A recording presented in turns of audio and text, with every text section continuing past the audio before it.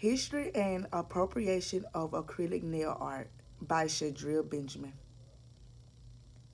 Many people believe that acrylic nail art was stolen from ancient Egypt. While the art may have come from Egypt, most people see the acrylic nail art today as an example of appropriation. According to Professor Lindsay Piper, regardless of intention, French manicures and pastel colors signal white, middle class, heteronormative beauty. Long, sculptured, airbrushed nails, on the other hand, are markers of blackness, sexual deviancy, and marginalized femininity. Acrylic nail art is not the stealing of a culture, but the birthchild of a practice known to humanity for centuries. Nail art was first seen in ancient Egypt as a sign of status. Women who were well off would extend their nails with valuable resources to show their ability to waste such expensive materials. The color red stood for boldness and power in ancient Egypt. According to an article from Nails magazine, not only the use of fake nails, but the coloring of nails also began in Africa, in which the royal ladies opted for a brilliant red because the primary hue indicated power. Mummies that date before the existence of America were found with nail extensions. According to an article from The Guardian, archaeologists discovered Egyptian mummies with gilded nails and henna-tinted fingertips. Around the same time, Indian women were staining their nails with henna, while ancient Babylonian men used coal to color their nails.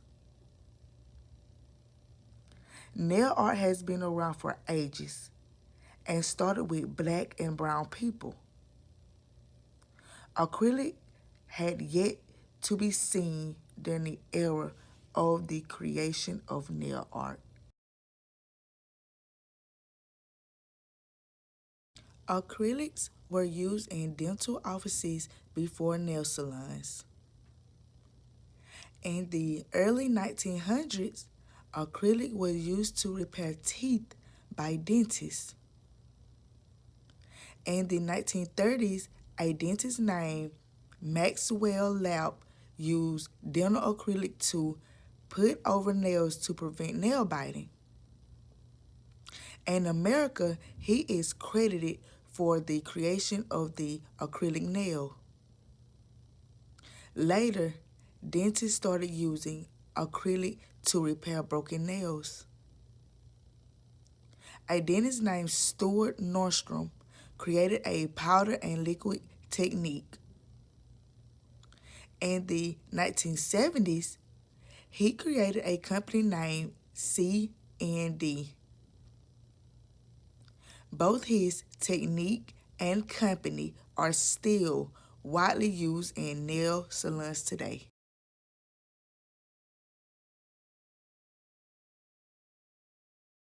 Even though the art has long lived, the acrylic nail was created by a dentist. According to an article from The Guardian, the Chinese are often credited with creating the first nail polish in 3000 BC. Women soaked their nails in a combination of egg whites, gelatin, beeswax, and dyes from flower petals. Roses and orchids were the most popular. Oftentimes, these practices did not last and had to be applied daily. According to a book from Suzanne E. Shapiro, women in ancient Egypt used to wear artificial nails made out of ivory, bone, and gold. The weight and price of these resources probably both weighed heavily. Thanks to the dental community, nail art no longer has to be applied daily and is not heavy or expensive. What sets apart appropriation and cultural sharing is when it is not acknowledged. It would be wrong to fully give credit to the dental community or the ancient Egyptians for the creation of acrylic nail art.